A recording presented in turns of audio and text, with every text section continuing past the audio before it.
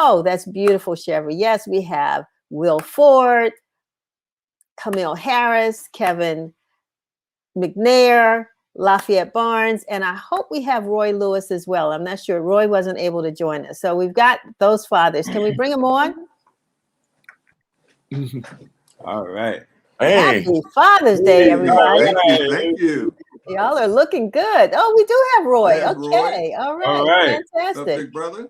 So I guess my first question, I mean, it's so much, and we don't want to make the time go short, but I want to start with you, Lafayette. I want to ask you, first of all, and I got to do this, what was your most memorable gift you received for Father's Day?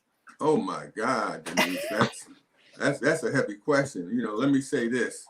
I've received so many memorable gifts, including, I don't know whether you can see this or not, but this is a portrait that Denise and my son Desmond actually painted for me last Father's Day. So that's one of them. So you can see the artistic work in this portrait, these portraits here that were given to me last Father's Day. But having said that, to be honest, I think the most memorable gift that I received is the gift of family fellowship. God the Father has been very good to me and blessing with a great family.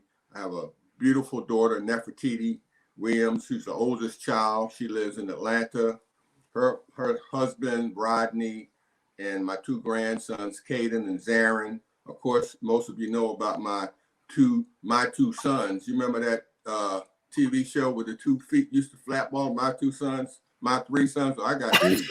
3 sons. 3 sons. 3 sons. I got 2. Lafayette, the 4th, and Desmond, Rolark Barnes. And of course, part of the family, it wouldn't be a family without my lovely wife, Denise Rolark Barnes. So I've been blessed. I also want to say that in terms of my family, I got to give a shout out to my dad, his father, and Dr. Calvin Rolark.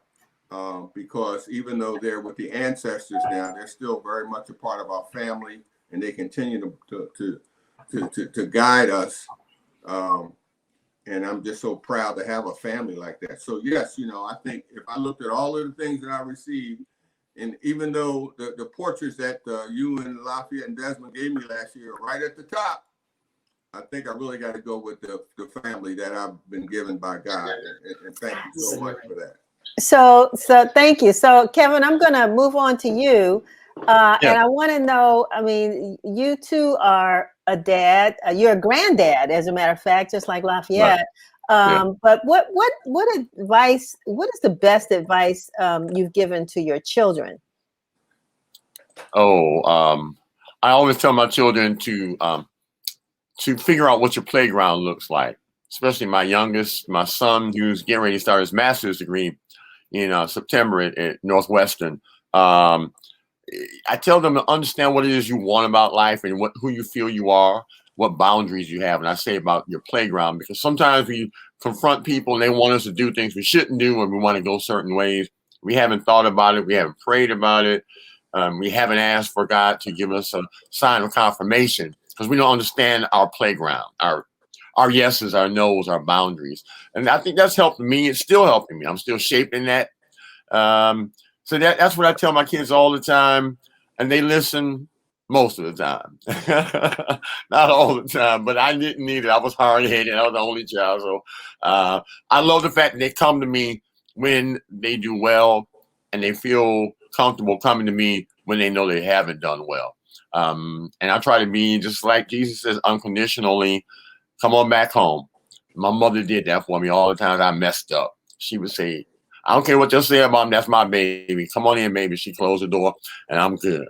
So that's what I try to do. Kevin, you have 2 children, right?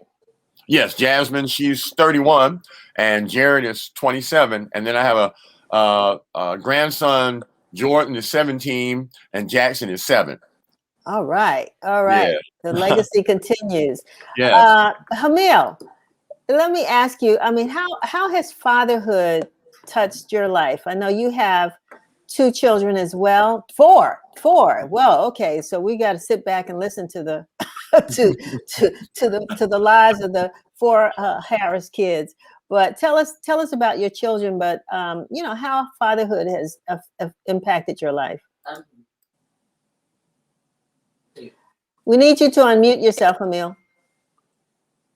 I'm sorry. Can you hear me now? I'm sorry. Yes. It's humbled me because I have my 30-year-old is Arya, my 23-year-old Alicia, and Alana is 19. Isaiah is 14, and even now, like my two oldest, two of my daughters in New York right now, and they didn't get there at 3:30 in the morning on that bus, and I couldn't sleep because I want to know, oh, my kid's okay. My son is across the street, and so when I first started, I was married. And for 24 years, a beautiful person, Tanya. But then, I got divorced and I became, the custodial parent. And we worked together as a team, but there was times where you had to be dad. And that's one of the reasons why I left the Washington Post full time and left most of my jobs full time, because most of the time I'm right here at the house, and I sit at the bottom of the steps to see who's going, I can see all my doors at the same time. Because I'm always trying to figure out, okay, who does, like Isaiah's across the street. But when I first started this show, I didn't know where Isaiah was. And then I had to do he's right across the street. And he's out there. So again, it's humility. And it's just, every day is a challenge. And, it ain't been easy, but it's been very rewarding. That's fantastic. And I know, Will, I think you have one of the youngest of children among this group. You're the newbie among these folks. And so can you tell us kind of what the experience has been like for you and what it's like to raise a daughter? Well, because I'm a newbie and I haven't heard that phrase in a few years, being I'm 47 now. And what's strange is having a 6-year-old and a 19-year-old. Yeah, it's a unique dynamic, especially the age differential. And having a little girl, it changed my psyche so much, where my uncle would say, she's going to be the first man she fall in love with, so you better do right and act right, talk right, eat right, stand up right, all these rights that's into it. And it really made me have to stand up straight, literally. But one thing I'm glad for, and when my son was born, he was born in Pennsylvania, at St. Luke's Hospital. I was working for the Morning Call at the time. One thing I just changed is my vocabulary. I literally just changed right overnight, because I'm making sure he's not going to sound foolish. He's not going to act foolish. He's not going to be foolish, especially where I was living up in Pennsylvania. Puerto Ricans are the minority coming from New York City and Philadelphia. Wasn't many blacks. So I'm making sure you're going to stand up straight and you're going to act right, because then you'll have to deal with me. And he don't want me to embarrass him in public.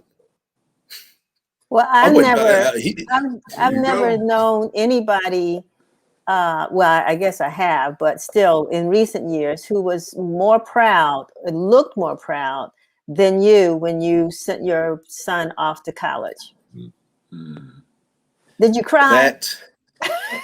I did. Before he left. I get choked up thinking about it now, because not many folks in my family got to be able to get that opportunity. And being that both him and my wife and I, we went to school. Even if he didn't, make sure you have a trade, you do something. Because, buddy, you're going to contribute in this house with your hands, feet, or your brains. It's one of those three. There's no in between. So he chose his brain, and I'm very thankful for it. So thankful for it.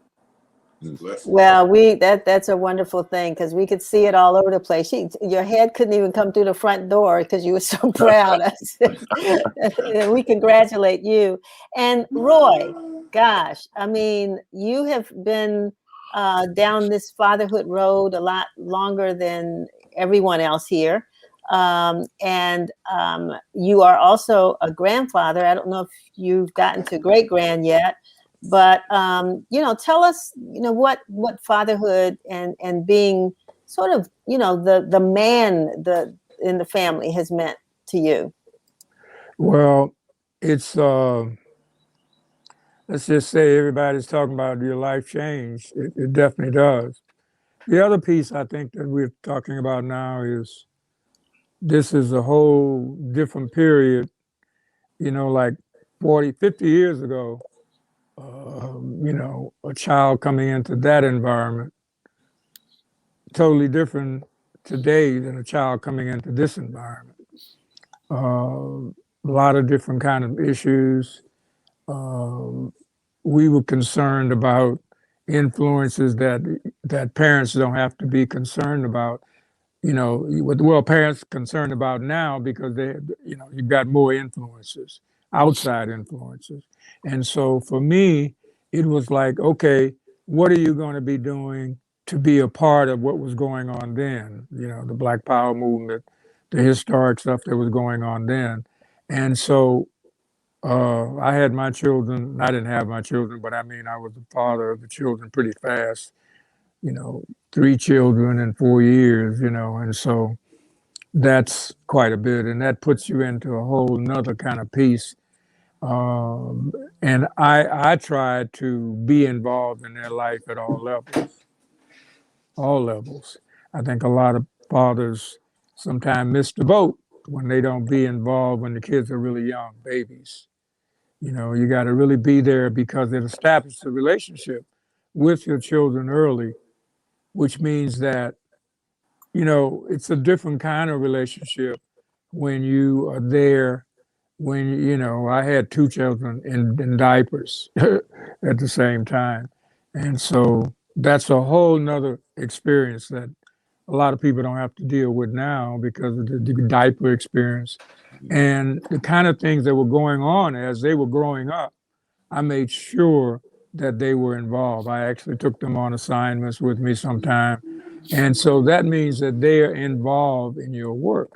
They understand what your work is about. And a lot of my work also was about, like, okay, when they are studying this period, they're going to want to, where were you? What were you doing during this period? So that that is, I mean, has taken us full circle because we could really have this conversation for hours. And there's so many, I mean, no 2 fathers are alike, no 2 children are alike, no 2 experiences are alike. But I think we do share certain feelings. And one of the things that I want you all to share with me, and I'm gonna start with you, Roy, is if you can remember, same question I asked Lafayette, but I'm gonna add a caveat to it, is, what was your favorite or most memorable Father's Day gift? And how would you like to spend this Father's Day? I know you might be working, but because you talked about work, that's your theme. But I'll start with you, and then I'll go backwards. Most memorable Father's Day.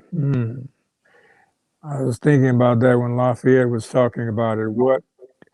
I think that the most important thing is, like, when you have healthy children.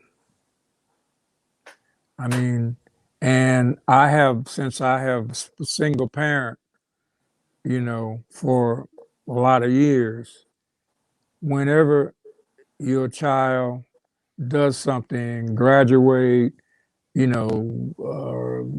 get through an experience, it always is your high point. In other words, you almost like when the children come in, it's like a certain part of your life no longer continues, and so you are dealing with their success, how well they're doing. They're succeeding, and then their understanding of what you're doing or trying to do in their lives, and being there to support them whenever you can, whenever they need you. And how would you like to celebrate, or are you doing anything special this Father's Day? Well, so far, no. I mean, Okay. I will be working.